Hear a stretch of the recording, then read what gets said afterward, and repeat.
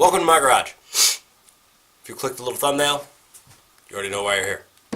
So let's just get right into it. This is a $25 Microtech OTF Combat Troodon? Focus. No? Okay. Well, anyway, that's what this is, what it claims to be. I'm sure it's a knockoff. It can obviously not be real, but for those of us that don't have a lot of money, sometimes it's worth getting the craptacular one just so you can have one. So I'm going to move the camera, I'll take this apart, and I will show you some of its features. So, here we are. Some more up close and better shots. It's sexy, but it's cheap. I believe in using my shit. You can see I already have some scuff marks on here. I've only had this about a week maybe, a couple days. But it's snappy and it's fun. I don't like measuring things, so I'm not going to give you measurements, but here it is compared to a hacksaw.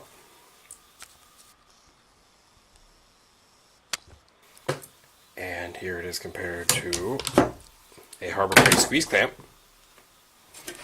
and a big railroad wrench and an even bigger pipe wrench. So that's how it stacks up. So if you have the boner for the budget knives, especially the out the front knives, I'm sure you're familiar with this. It's a Taiwan Lightning. Again, as I said, I believe in using my shit, and this thing is used and abused. So this is how it scales. It's definitely larger than the Taiwan Lightning and about 3 times heavier, because this is, I'm pretty sure, aluminum. And this is actually some real metal that's actually a little bit heavier. Not real heavier, but I don't know, kind of cheap. You can actually kind of see, if the camera will focus for me, some of these lines don't quite line up. So, you know, not perfect. I'm sure if it was a real Microtech that would not fly. Some real hard edges on the double action button thingy. The flipper? No, not flipper. That thing. See. This is all pretty decent. I don't know if that's actually a real carbide glass breaker. I wouldn't think so. Better detail on the actual images on the pocket clip. It deploys nice though. I mean, being real cheap does its job. It sharpened up pretty good.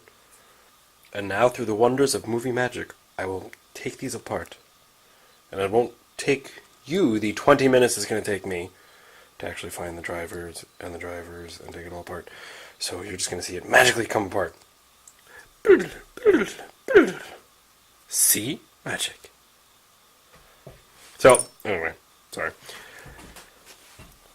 Take it apart, they're actually entirely the same mechanism.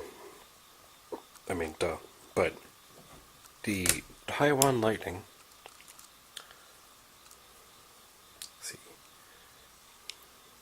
that seems a little bit more sturdy. I trust that a little bit more.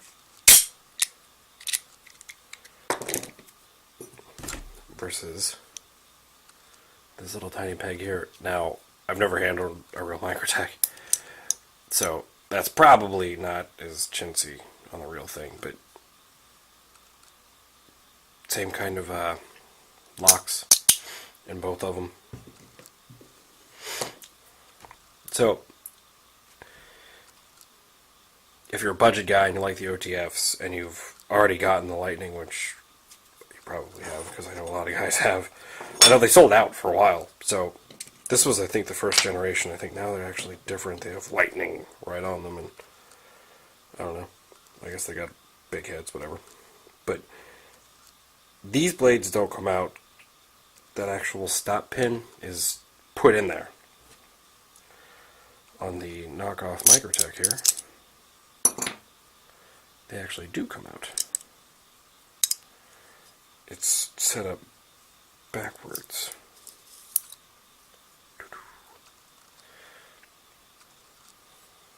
So, I mean, really, it's $15 cheaper. Well, when I bought this, it was $40. I think now they're $45 or $50. So, this is $15 cheaper. That's not aluminum. That's actual real metal. I think that's aluminum. I'm not a metal guy. I don't know. But, anyway. This is cheaper. Better metal as far as the handle's concerned. This is a little bit cheaper. The blade's probably about the same metal. I mean, it's all Chinese, so it's all that 440 stainless garbage. But, you know, it's not god-awfully expensive Microtech that most of us will never be able to afford. So, is it worth the money? Definitely, absolutely. I love it. It's pretty good. Like, I have a couple actual real knives that are made out of real steel that are really good. And this one's cool. So far it's held up to me incessantly flicking it in and out for a couple hours. Damn, there goes that spring. Well, that's going to be fun. Anyway, so I'll try and leave a link in the doobly-doo. These Chinese sites, they have a bad tendency to expire, disappear, be pulled. When a company finds out about them, they take whatever action they can take, and the listing usually gets pulled, but usually they'll pop up later, because I have a couple other Chinese knives I bought that I had looked at before and then couldn't find, and then they were back again, and I'll reveal those. I'm sorry, I will review those too at some point. So, yep, link in the doobly-doo.